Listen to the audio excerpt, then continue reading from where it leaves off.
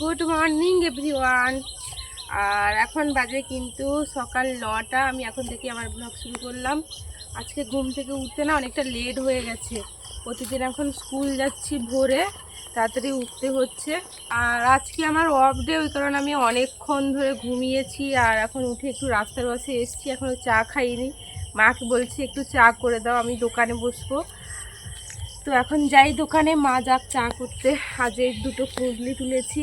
আর এই দেখো একদিন বাদে একদিন কুঁদলিগুলো কত বড় হয়ে যাচ্ছে। আর আমার এই কুঁদলি ভাজা খেতে কিন্তু খুব ভালো লাগে। আর আজকে দেখি কলমির শাকও তুলবো। কলমির শাকটা ওই বাগানে বড় হয়ে গেছে। তো চলো না সাদাটা।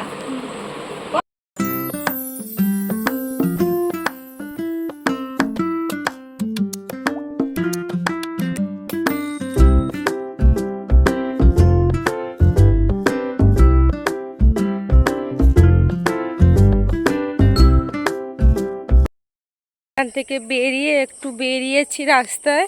আর আজকে না পুরো মেঘলা, মানে গতকাল থেকে বৃষ্টি হচ্ছে। আর আজকে অম্বুবাচী, মা অম্বুবাচীর পুজো করেছে, ওখানেই যাচ্ছি। আর আমাদের এদিকে অম্বুবাচীর পূজা কিন্তু এরকম মনসা গাছে হয়। আর আমাদের যে মনসা গাছ আছে ওখানে মা এই যে পুজো করে দিয়েছে। চলো তোমাদের দেখাই। এই যে মনসা গাছে মা অম্বুবাচীর পূজা করে দিয়েছে। ছোটবেলায় আমিও পুজো করতাম, আর এখন কিন্তু আর করি না। মনসা পুজো কিন্তু এই পুকুর পাড়ের গাছটাই হয়, মনসা গাছে হয়।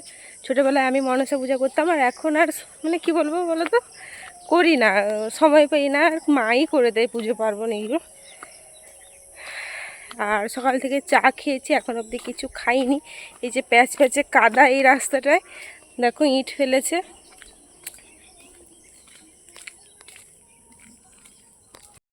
মা এখানে এই যে ফুলের গাছগুলো ছেঁটে দিচ্ছে, কারণ প্রচুর সাপ হয়েছে জানো তো বৃষ্টিকালে। সন্ধ্যাবেলায় রাস্তায় লোক বলে প্রচুর সাপ নাকি এখানে ঢুকে যাচ্ছে, ওই কারণে পরিষ্কার করছে।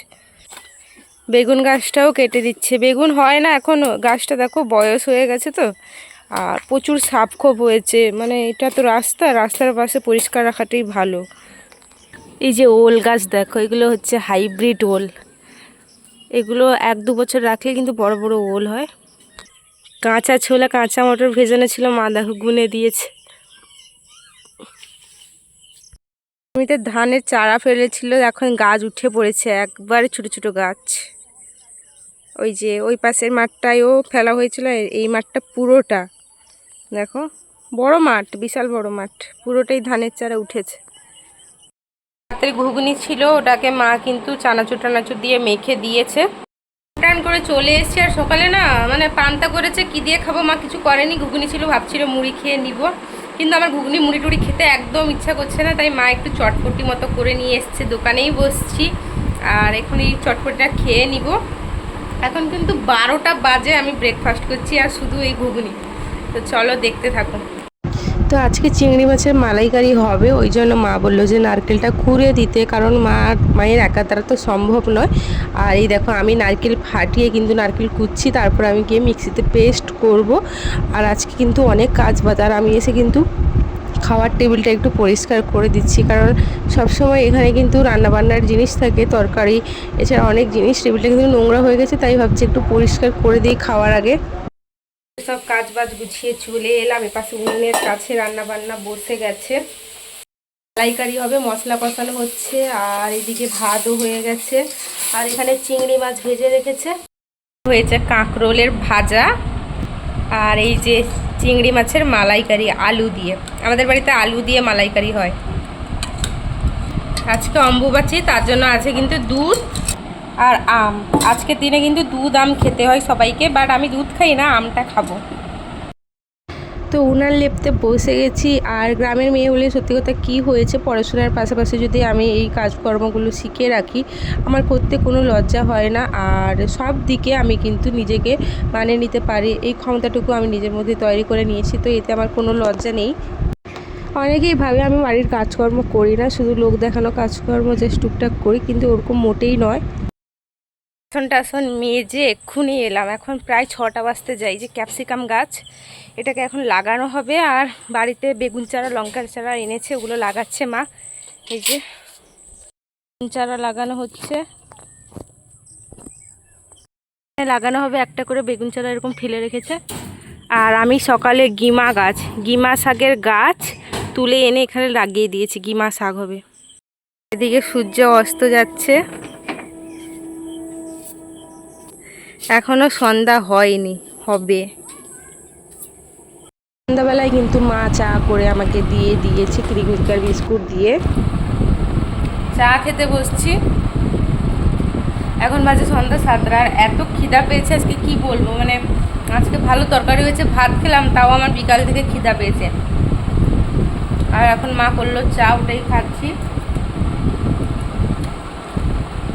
আজকে না গাছ লাগাতে গিয়ে, ওই লঙ্কা গাছ বেগুন গাছ লাগাতে গিয়ে মা যখন গর্ত করে বেশ অনেকগুলো ডিম বেরিয়েছে, 10-12টা মতো ডিম বেরিয়েছে, এইটুকু সাইজের 27টা ডিম।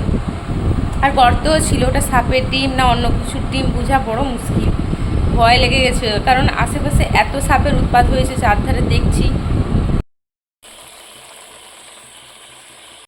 রান্নাঘরে এলাম, আর এদিকে বসছে কুমড়োর ঘন্ট, মা ওইদিকে কাটছে কুমড়ো, মানে কুমড়োর ভাজা হবে। আর আমি কুমড়োর ঘন্ট খাই না, আমার বরাবর ভালো লাগে না কুমড়োর ঘন্ট। আর ওইদিকে আমার জন্য কিন্তু কুমড়োর ভাজা হবে, ওটাই কাটছে, এদিকে রান্না বসছে। আজকে রাতের খাবারে ছিল কিন্তু ভাত, এই যে কাঁচা ছোলা দিয়ে কুমড়োর ছক্কা আর কুমড়োর ভাজা, আর ছিল কিন্তু মালাইকারি, দুপুরের মালাইকারি, আর হয়েছিল কিন্তু রুটি। এই দিয়েই মোটামুটি সবার খাওয়া হয়ে যাবে। বাপি আর ভাই কিন্তু রুটি খায়, আর আমি আর মা মোটামুটি ভাত খেতেই ভালোবাসি, কিন্তু মায়ের যাতে সুগার না হয় ওই জন্য কিন্তু ভাত মাকে বেশি খেতে দেওয়া হয় না। তারপর খেয়ে দিয়ে চলে এসেছি কিন্তু আমি বিছানা করতে, আর বিছানার অবস্থায় দেখো জাস্ট। সারাদিনের ক্লান্তির পর যখন একটু ঘুমাতে আসবো, আমার তখনই মনে হয় যে তখনই বিছানাটা গুছিয়ে একটু আগে থেকে গুছিয়ে দিলে যে মানে সুবিধা হয়, ওটা আমি করি না। তো অ্যাকচুয়ালি ভীষণ গরমও পড়েছে, মশারি টাঙাতেও ইচ্ছা হয় না, কিন্তু এখন বৃষ্টিকালে না প্রচুর মশা হয়েছে, এত মশা তোমাদের কি বলবো। এছাড়া তো পোকামাকড়, সাপখোপ ইত্যাদি তো আছে, তাই জন্য মশারিটা আগে সবারই শোয়া উচিত। তো চলো, ভিডিওটা এই অবধি, ভালো লাগলে অবশ্যই লাইক করো, কমেন্ট করো।